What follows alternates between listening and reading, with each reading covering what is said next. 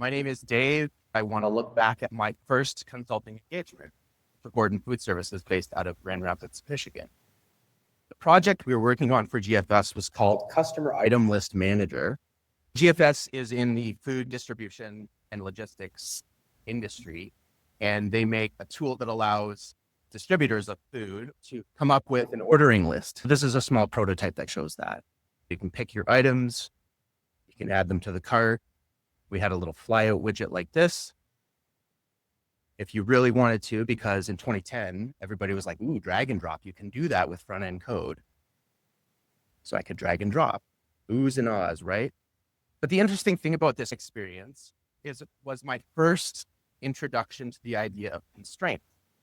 Up until that point, I'd worked at startups and I had the ability to do whatever I wanted. Because at a startup, if you're there early enough, you get to wear lots of hats. There aren't fixed technology decisions like the Wild West. But the constraints at GFS for a technical level were enterprise Java, struts to MVC, and there was a group at GFS called the Software Acceptability Council. And their constraint was you can't add any jar, any dependency to the project without consulting us.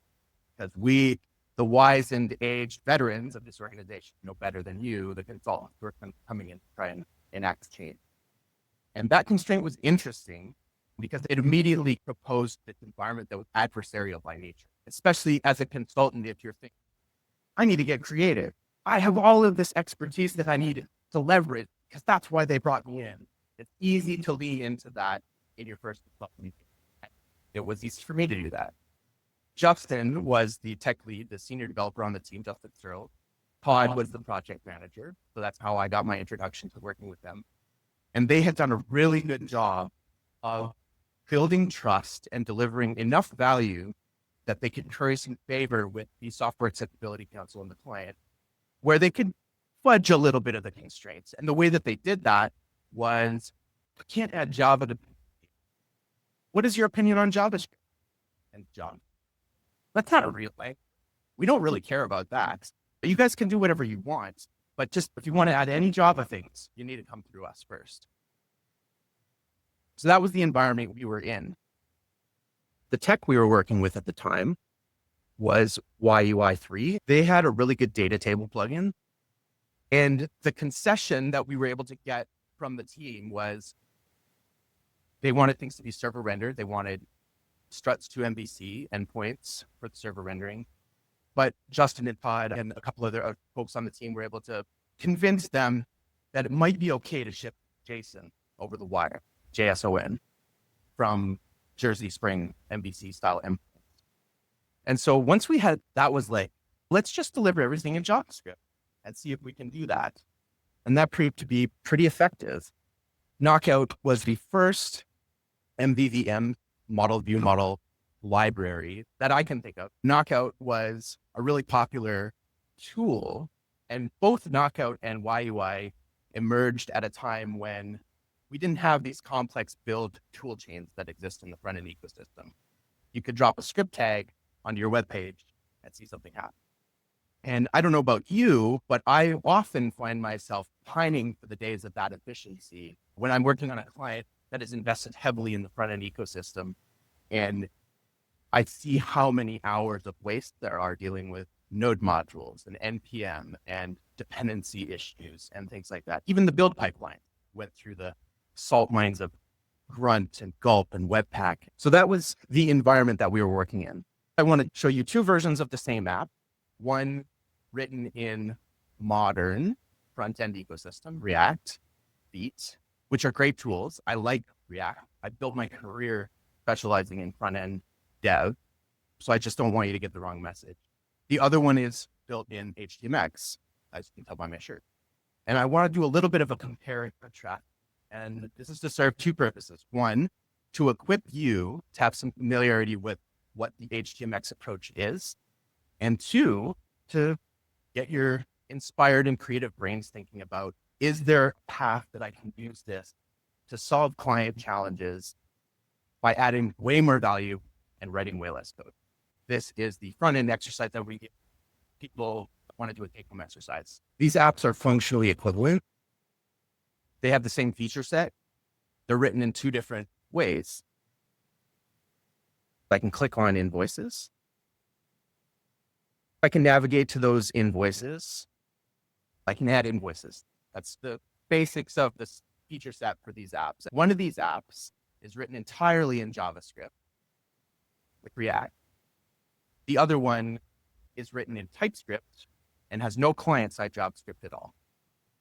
One of these apps has a backend, written in Dino. Both of these apps have the same feature set. One of these apps doesn't work without JavaScript enabled. Let's open DevTools for some fun.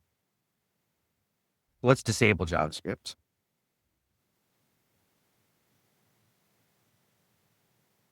Nothing renders. So the same thing here.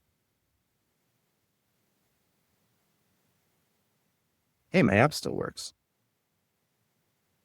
It's easy to stop here and make the claim that this is all you need to know for justifying progressive enhancement. But I think it's also easy for people to turn right back around and say, okay, Grandpa, when's the last time you actually disabled JavaScript in your browser?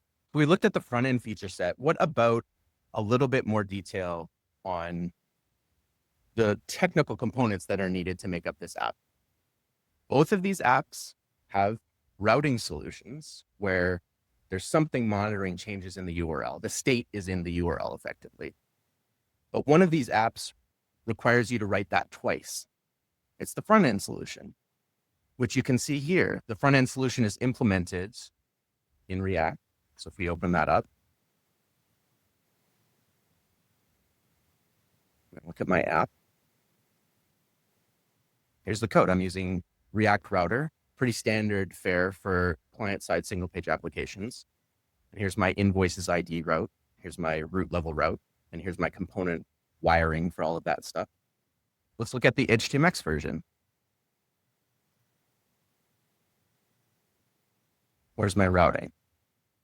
It's in my main TypeScript file. One of these apps has a backend. One of them doesn't. But it's the same functionality.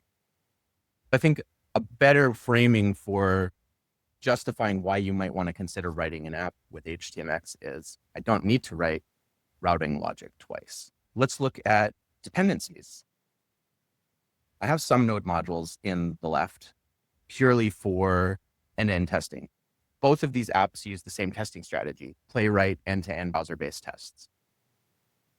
But the one on the right, like how long do I have to scroll in this list to see the surface area for code and dependencies? And if we consider code and dependencies as a liability that impacts the amount of value that we can deliver to a client, there is a certain amount of risk that I undertake when I advocate strongly for this approach, the single page app approach, the React approach. So I'm going to talk a little bit more about the HTMX side because this is a talk about HTMX. This is not a talk purely about the differences. What are the types of decisions that you need to think about when you're working in HTMX? In React, I need to think about client-side state. I'm not getting a full page reload. I'm getting fresh data from the browser every time. Or I'm not getting fresh data from the browser every time. I need to think about client-side routing.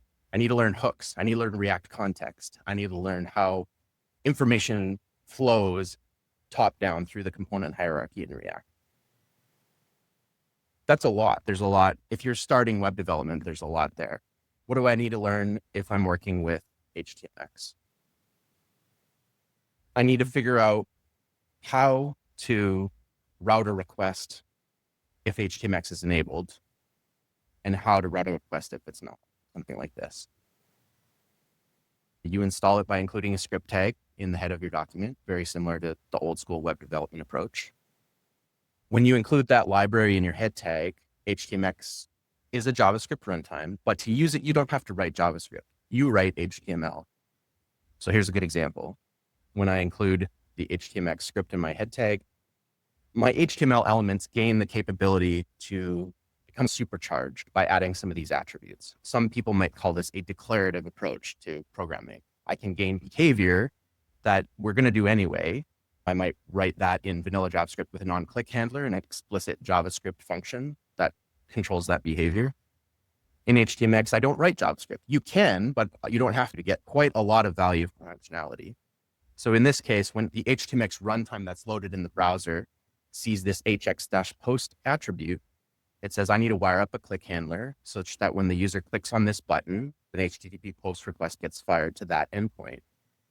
And this attribute says, when a response comes back from the server, I'm going to swap the outer HTML, replacing the button element that is on the screen. This is exactly how the HTMX example works. Here's my invoice list items with my raw markup. Here's my anchor tag. You'll notice it has a plain old href attribute so that if JavaScript is turned off, then this is what takes over. I can click around and navigate to those things. But then you'll also notice I have an hx-get. If you're familiar with turbolinks in Rails, this is what turbolinks does. It detects and intercepts click events on anchor tags, and it does partial replacement of the page so that it doesn't do full page replacement. And we can see that working if we look at the network tab. If I do this full click, there I got a full page document from the backend, and I can see that there's my full HTML document. But if we turn JavaScript back on, now when I navigate, what I'm expecting to see is an XHR, an XML HTTP request, AJAX. I can see that there. And now my response has a partial fragment. And that partial fragment represents this breadcrumbs component and the contents of the invoice. I'm showing you this so that you can understand the inner workings of it, but also so that we can have an accurate comparison of what is different about this approach. It's very much rooted in the fundamentals of HTTP. We have these behaviors that are occurring rooted in the fundamental tenets of HTTP and in RESTful principles. They're being augmented or super boosted with some headers and the extensions to HTML. And this is in service of making a decision on the server side. So the first place I can make that decision is for any given route. If we look at invoices ID, I'm going to go look up the invoice in the store based on that ID from my route parameter. I'm going to call my little render helper. That's going to check, hey, is this an HTMX request? If so, we're doing a full page reload. Where do we use that? Let's check. We use that in our invoice detail template. So on the React side, we have components as the boundary around all of these UI components. In old school web dev, we didn't do that. We just had templates and partials. This will be familiar to you if you've used Rails. But that decision that I have to make, right, on the React side, I have to think about hooks and dependencies and context and data fetching and XHRs and all of that stuff. I don't have to think about that here, but I do need to make a decision somewhere. So it's not like it's logic free. And the decision that I need to make, is this a boosted request that's coming from HTMX? Or is it a full page reload? Is JavaScript disabled? I need to use that decision and say, I'm going to extend my layout file, the body, the HTML head, all of that. Here's a block for the breadcrumbs so that I can update them with the local variable for the invoice ID. Here's my block for the invoice list, and here's another block for invoice detail. And each of those has that HX swap out of band attribute in it so that it knows where to slot into the DOM. If I'm not doing a full page reload, this is the most complicated case that I need to think about. Then I can just swap in the fragments that I need here, like this. There is some negotiation that I think would have to happen with your team. I'm building my framework from scratch. You could probably come up with an abstraction that takes care of this for you without too much effort. But the benefit that I get with doing this, irrespective of progressive enhancement and the fact that it works without JavaScript enabled, is I don't have to write things twice.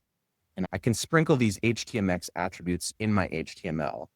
My abstraction boundary becomes the DOM and HTML. I don't change the semantics of HTML attributes. I augment the capabilities. I'm not compromising on user experience. There's still dependencies in the chain. Here's my dependencies. And we saw the node modules folder that gets a little bit more sprawly. So it's not like I don't have dependencies, but the surface area of those dependencies is a lot smaller. And I think that is worth considering. I'm not re-implementing my router logic. I actually have a backend. I don't have a backend in the React app. And I think these types of questions are good to ask in our client work. Is the constraint of rich client application and React because it's got the inertia in the front end community, does that mean we can't ever question that decision or that constraint? I don't think so. I think there's teams that are actually working with HTMX in legacy React. We're at the point now where React's been around long enough that I think there are many apps that are shipped that you can call legacy React. Create React app just got end of life.